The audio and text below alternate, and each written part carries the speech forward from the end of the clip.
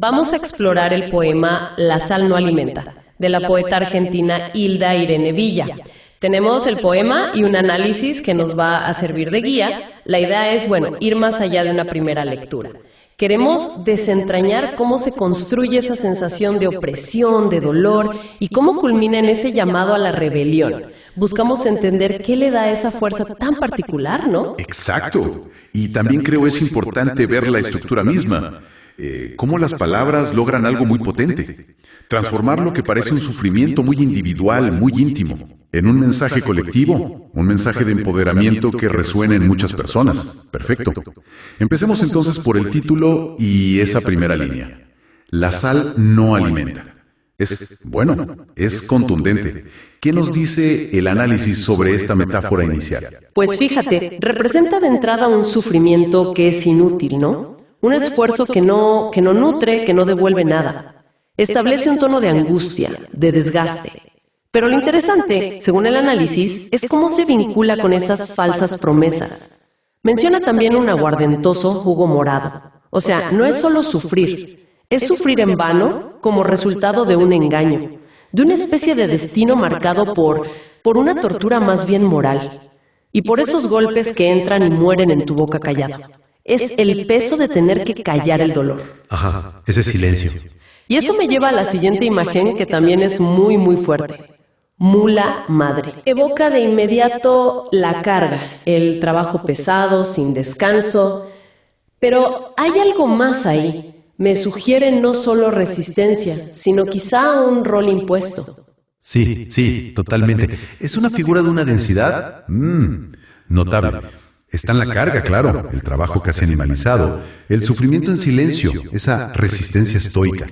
Pero el análisis, y esto es clave, subraya una dualidad. Esa misma fuerza ancestral, esa capacidad de aguantar, se vuelve paradójicamente una trampa. ¿Una trampa? ¿Cómo? Porque los dedos torpes de tejer sueños irrealizables sugieren que la misma fortaleza que le permite sobrevivir también le impide imaginar o construir una salida distinta. La resistencia se convierte en su propia jaula, ¿entiendes? Es una crítica sutil a cómo esa virtud del aguante puede sin querer perpetuar la opresión. Entiendo. Qué fuerte esa idea. Y de esa jaula, de ese silencio contenido, de pronto el poema estalla. Grita, grita, grita. Es casi una orden física, ¿no? Muy visceral. El análisis lo señala como el clímax. Pero, ¿qué significa ese grito exactamente? ¿Es solo liberar tensión? Es el punto de quiebre, sí. El momento en que toda esa energía contenida, digamos, se desborda. Pero la repetición no es solo desesperación, creo yo. Funciona como una intensificación, casi performática. Es tomar la palabra que antes estaba callada, la boca callada. Es una autoafirmación radical. Y fíjate que no es un lamento, es un imperativo. Grita, una orden, quizá una autoorden. El análisis sugiere que es justo el instante en que el sufrimiento individual se niega a seguir siéndolo. Busca trascender, busca un eco. Es pasar del yo sufro en silencio al exijo ser escuchada. Claro, y ese eco parece encontrar respuesta casi de inmediato en el cierre del poema, ¿no? No te quedes, mujer, tu voz se oirá y serán miles, las voces en rebelión. Aquí el tono cambia por completo. Se siente esperanza, solidaridad. Totalmente. Es la resolución, pero en clave colectiva.